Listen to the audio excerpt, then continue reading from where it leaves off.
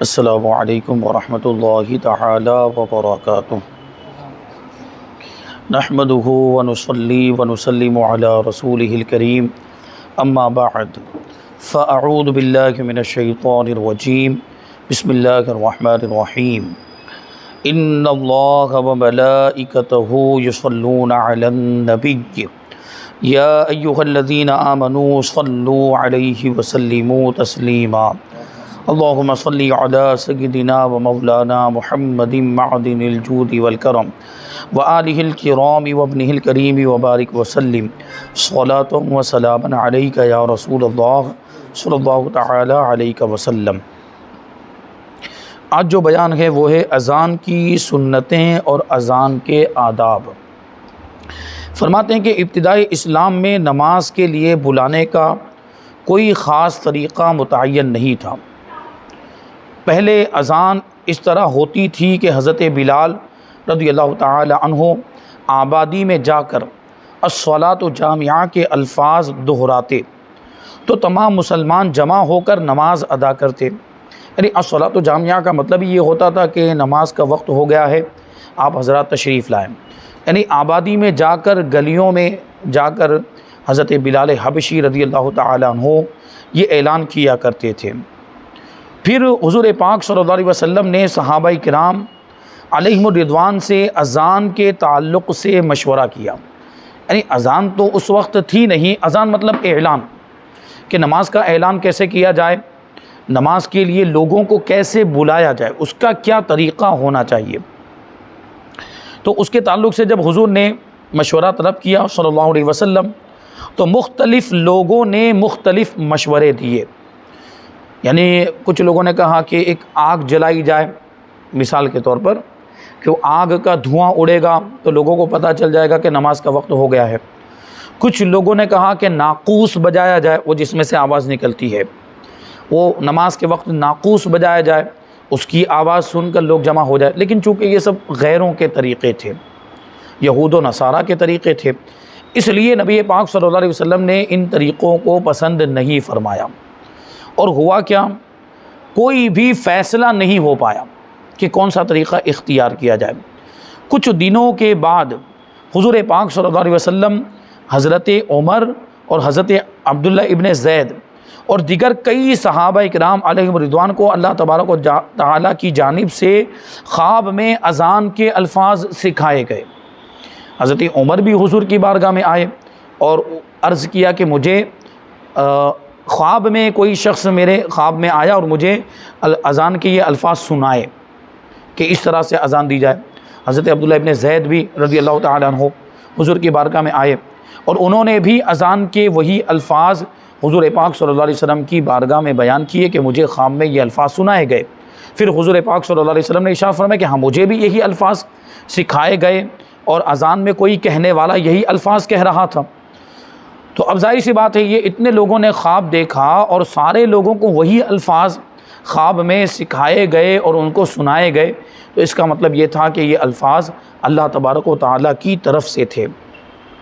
تو اسی وقت سے اذان کا رواج ہوا اور حضرت بلال رضی اللہ تعالیٰ عنہ بلند مقام پر کھڑے ہو کر اذان دینے لگے۔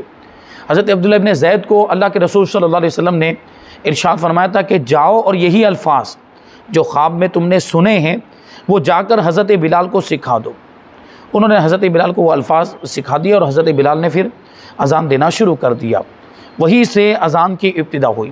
اچھا، سوال یہ پیدا ہوتا ہے کہ حضرت عبداللہ ابن زید ہی کو ڈائریکٹ حضور نے یہ کیوں نہیں کہہ دیا کہ جا کر تم ہی اذان دے دو، یا حضرت عمر سے کیوں نہیں کہا؟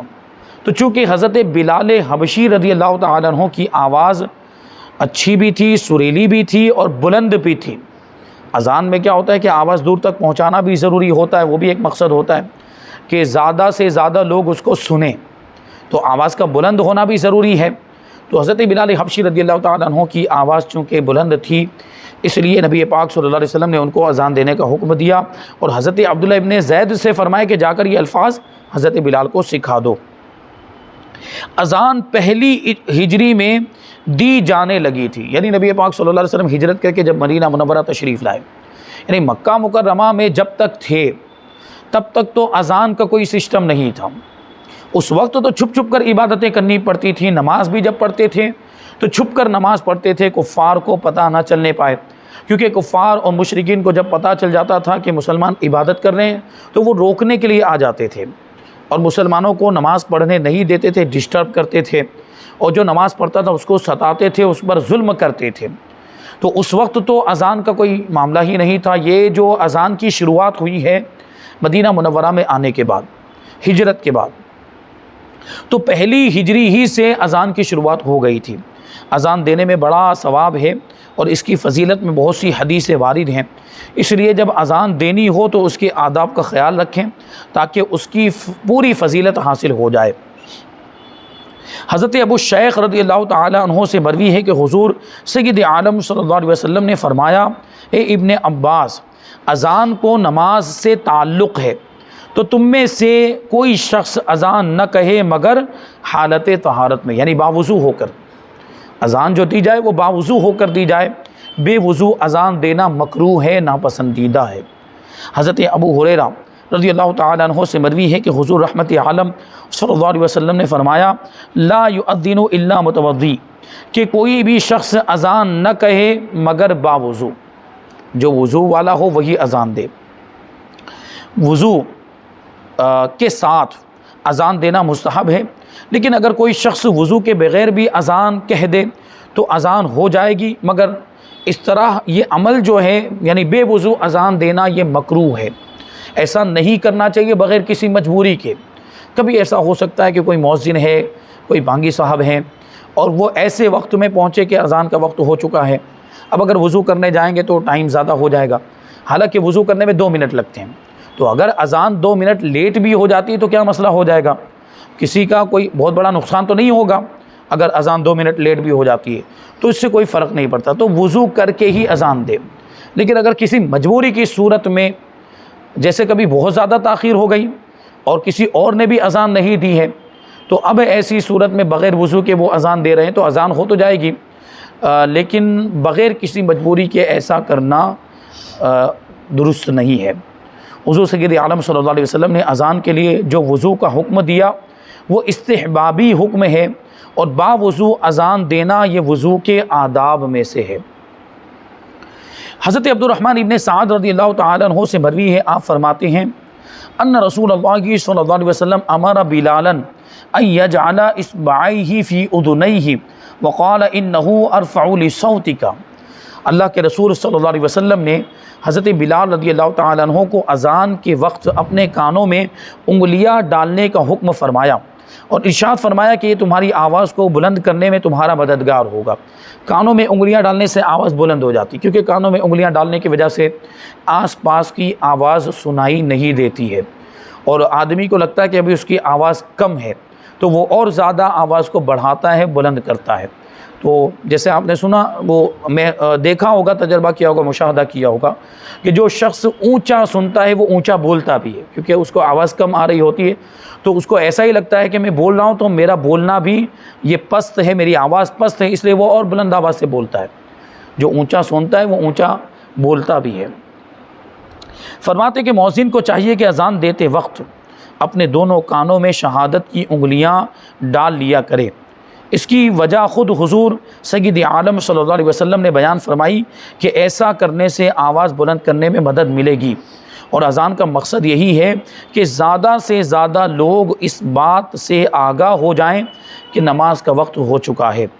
آج کے زمانے میں لاؤڈ اسپیکر پر اذان دی جانے لگی ہے، جس میں آواز کے گھٹانے اور بڑھانے کا پورا سسٹم مشین پر ہوتا ہے، مگر پھر بھی مؤذن کو اذان کے اس ادب کا ضرور لحاظ رکھنا چاہیے، اس لیے کہ بہت سی سنتیں ہوتی ہیں جو کسی خاص مقصد کی وجہ سے مروج ہوتی ہیں، یعنی ان کا رواج ہو جاتا ہے۔ اگر اب وہ وجہ اور علت نہیں بھی پائی جا رہی ہو، پھر بھی سنت پر عمل کرنے کا اجر و ثواب باقی رہتا ہے۔ یعنی وہاں پر حضرت بلال کو حضور پاک صلی اللہ علیہ وسلم نے کانوں میں انگلیاں ڈالنے کا حکم دیا تاکہ ان کی آواز بلند ہو جائے۔ اب یہاں لاؤڈ اسپیکر کی وجہ سے آواز آلریڈی بلند ہوتی ہے، یہاں کانوں میں انگلیاں داخل کرنے کی حاجت نہیں ہے، لیکن اس کے باوجود اگرچہ وہ سبب ختم ہو گیا، وہ علت ختم ہو گئی، جس وجہ سے حضور پاک صلی اللہ علیہ وسلم نے حضرت بلال کو کانوں میں انگلیاں ڈالنے کا حکم دیا تھا، وہ وجہ اب باقی نہیں رہی، لیکن پھر بھی یہ سنت باقی ہے اور اس پر عمل کرنا اب بھی اجر و ثواب کا باعث ہے۔ اسی وجہ سے اگر کوئی لاؤڈ اسپیکر میں بھی اذان دے رہا ہو تو اس کو کانوں میں انگلیاں ڈالنی چاہیے۔ حضرت جابر رضی اللہ تعالی عنہ سے روایت ہے کہ آقا دو جہاں صلی اللہ علیہ وسلم فرماتے ہیں کہ جو اذان سن کر یہ دعا پڑھے اس کے لیے میری شفاعت واجب ہو گئی۔ اب سوچئے کہ کس کو شفاعت کی ضرورت نہیں، ہم میں سے ہر کوئی گنہگار ہے۔ عام مسلمانوں کی بات کریں، انبیاء کرام کو چھوڑ کر انسانوں میں ہر کوئی گنہگار ہے، یعنی گناہ ہونا ممکن ہے، ہر کسی سے گناہ ہو ہی جاتا۔ اللہ کے ولی ہوتے ہیں جن کو اللہ تبارک و تعالیٰ گناہوں سے محفوظ رکھتا ہے، ورنہ عام انسانوں سے تو گناہ ہو ہی جاتا، کوئی بھی گناہوں سے پاک نہیں ہے۔ انبیاء کرام ہیں وہ گناہوں سے پاک ہیں۔ تو اب یہاں پر دیکھیں یہ دعا بتائی جا رہی ہے کہ جو اذان کے بعد یہ دعا پڑھ لے گا، حضور فرماتے ہیں کہ اس کے لیے میری شفاعت واجب ہو جائے گی۔ شفاعت کا مطلب ہی یہ ہوتا ہے کہ حضور اس کے گناہوں کو بخشوائیں گے۔ وہ دعا کون سی ہے؟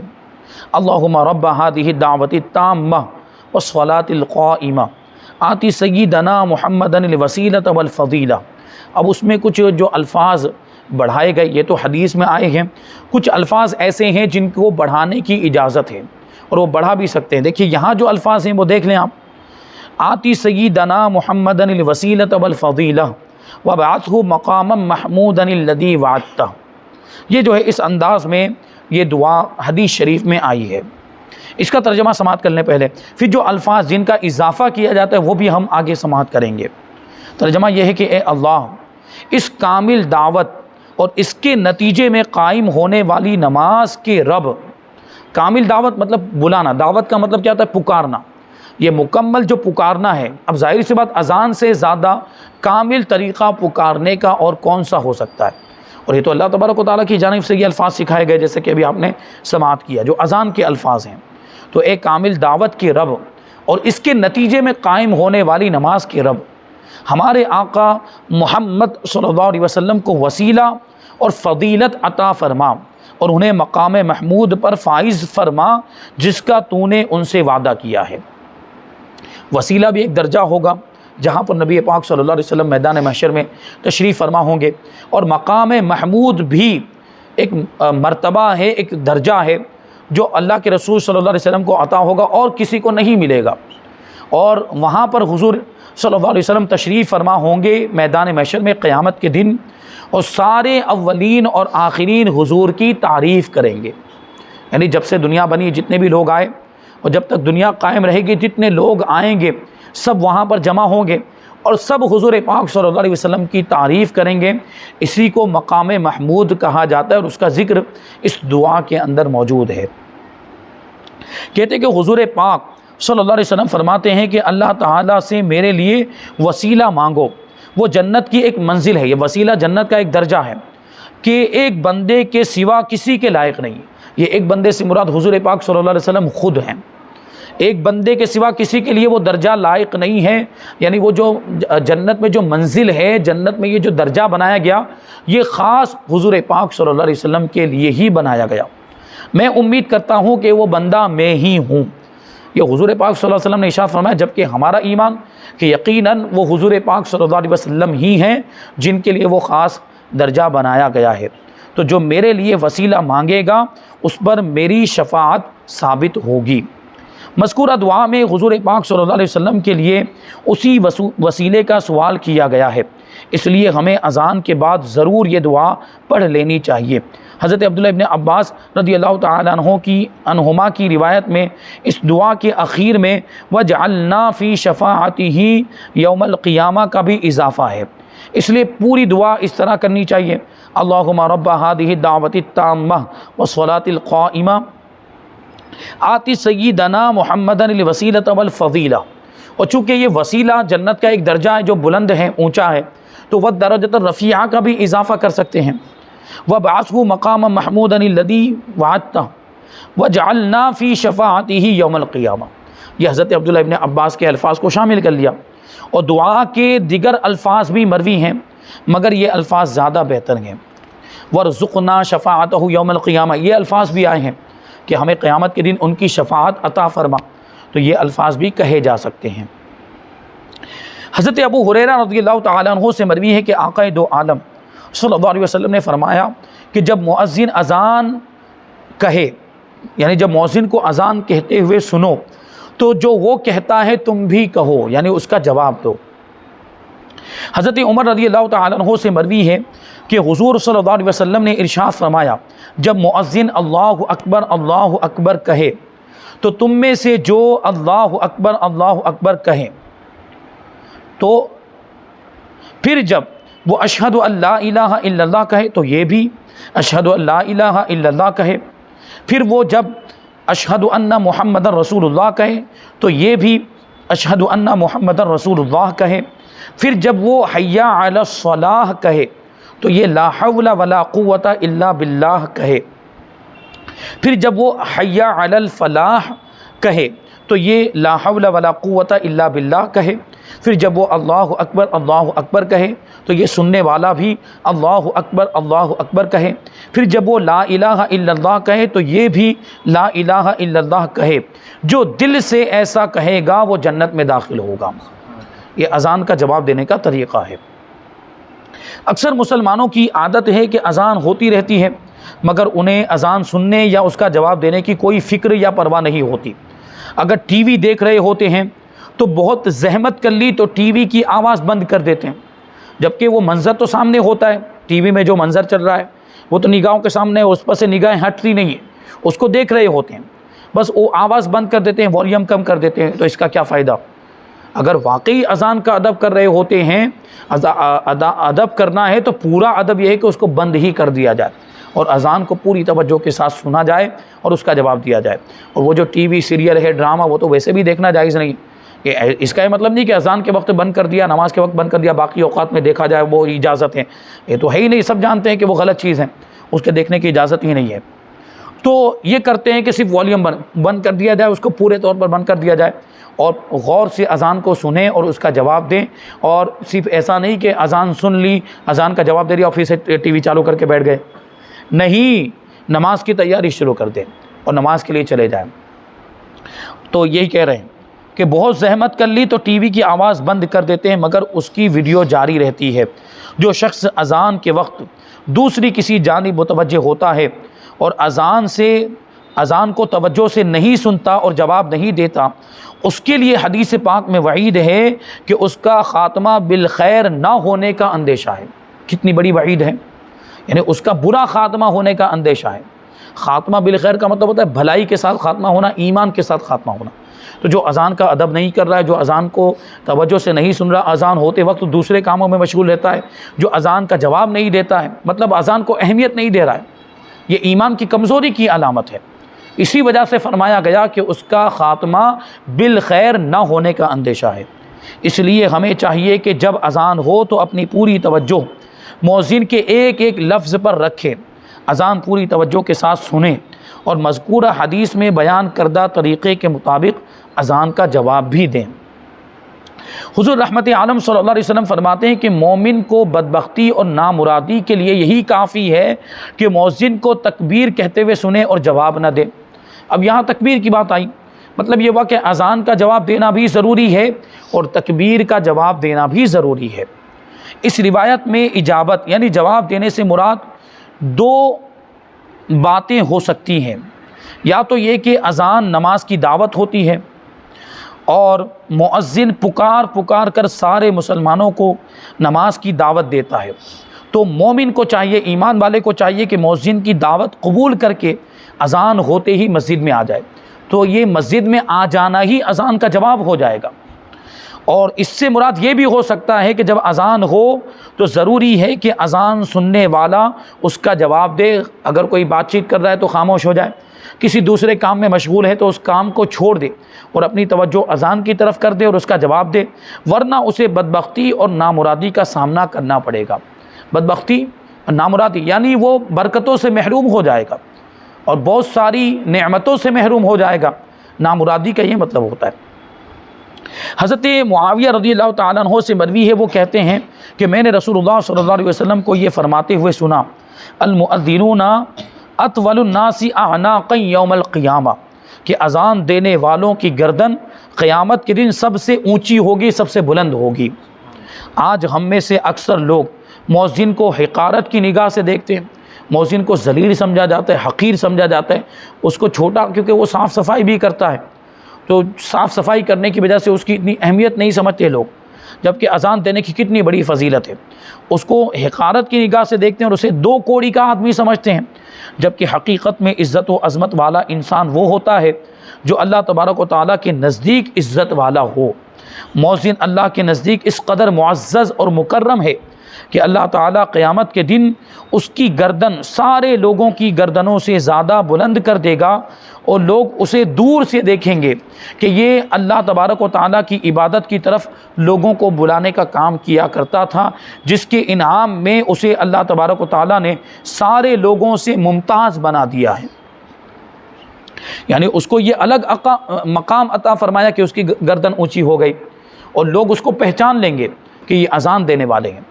اور یہ گردن اونچی ہونے کی ایک وجہ علماء کرام نے یہ بھی بیان کی ہے کہ اس کو ثواب کی امید سب سے زیادہ ہوگی۔ دوسرے لوگ جو گنہگار ہوں گے تو گناہوں کی شرمندگی کی وجہ سے، گناہوں کی ندامت کی وجہ سے ان کی گردنیں جھکی ہوئی ہوں گی کہ ہمارا گناہوں کا معاملہ اتنا ہے، نیکیوں کا ثواب ملے گا کہ نہیں ملے گا، تو وہ گردنیں جھکائے ہوئے ہوں گے۔ لیکن جو اذان دینے والا ہوگا اس کو یہ اذان کا جو ثواب ہے نا، اس کی سب سے زیادہ امید ہوگی، تو اس کی گردن جھکی ہوئی نہیں ہوگی بلکہ اس کی گردن اونچی ہوگی، اس لیے سب کے درمیان اس کی گردن نمایاں نظر آئے گی۔ تو یہ اذان دینے والوں کا ثواب ہے۔ بہرحال ابھی اس میں اور بھی باتیں باقی ہیں، اور آگے جو بیان ہے وہ اسی سے ملتا جلتا، اقامت کا بیان، تکبیر کا بیان، اور تکبیر بھی ایک طرح کی اذان ہی ہوتی ہے، اس کے بھی الفاظ تقریباً وہی اذان والے ہوتے ہیں، صرف دو جملوں کا فرق ہے۔ تو انشاءاللہ تبارک و تعالیٰ اس کو ہم آئندہ درس میں شامل کریں گے۔ اللہ تبارک و تعالیٰ کی بارگاہ میں دعا ہے کہ جو کچھ بھی بیان ہوا اس پر ہم سب کو عمل کرنے کی توفیق عطا فرمائے۔ وما علینا الا البلاغ۔ السلام علیکم۔